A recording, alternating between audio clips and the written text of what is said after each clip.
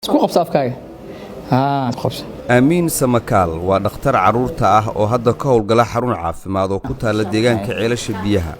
Sanadkii 2017 Amiin ayaa ehelada ilmo uu xaaladiisa nololeed la tacaaliyay kala kulmay arrin la yaab leh taasoo ku salaysnayd faquuq. Taariikhdan ama barnaamijkan igu dhacay waxa waaye qiso ku saabsaneed bukaan la ii keenay. bukaankaas oo kamid ah bukaanadeeda aan daaweeyo sida ogsoon tahay aniga waxaan ka shaqeeyaa oo aan dhakhtar ka ahay cudurrada caruurta oo waxaan daaweeyaa cudurrada ku dhaca caruurta marka waxaa dhacday in maalmaha kamid la ii keenay bukaankaasina markii baaritaan loo sameeyay kadib aan ogaaday inuu qabo dhiig la'aan ama wax la yiraahdo dhiig yarida anemia waliba wuxuu ahaa severe anemia oo wuxuu ahaa dhiig la'aan aad u daran ama dhiig yari aad u daran oo qabay HB-giisana aad u yaraay waliba wuxuu ahaa nooca dhiiga inta badan aan la arkin oo dhiigiisa waxaan rajeynayaa inuu ahay AB minus oo ah dhiig reer iska ah oo inta in la helo ay adag tahay. waa famil sida uu sheegayo iskula dhaqameeyay dhaxdooda wax tusaale u ahaa xumaan bini aadam sameeyay ugu liidatay iyo cunsuriyad xargaha goosatay. marka bukaankii noocaas ahay marka dhakhtar aad tahay waxaan u diray baaritaankii markii uu soo baxay kadib in dhiig lagu shubo dhiig qofku dhiigaha la raadiyay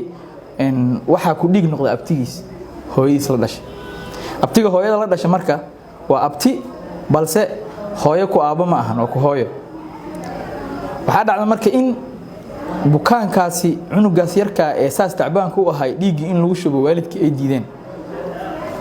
markaas waxa ani ku fakarayay oo isdhahay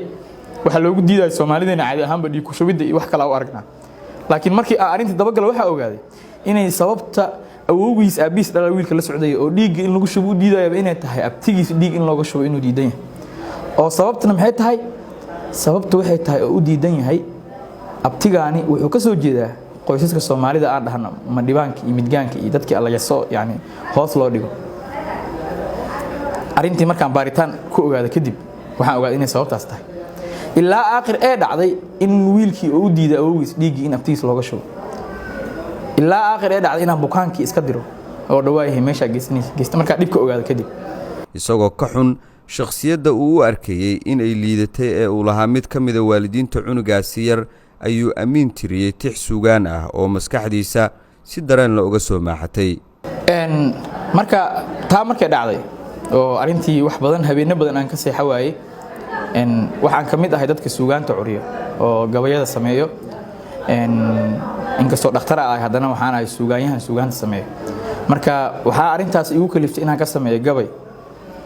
gabaygaas oo yani aan sameeyay uuna tala galay kaliya ma ahan in arintaas ay ku saabsan tahay bal guud ahaan dulmigan Soomaali dhexdeeda ka jiro in dadka aan ka wacyi geliyo waa haday war yeelayaan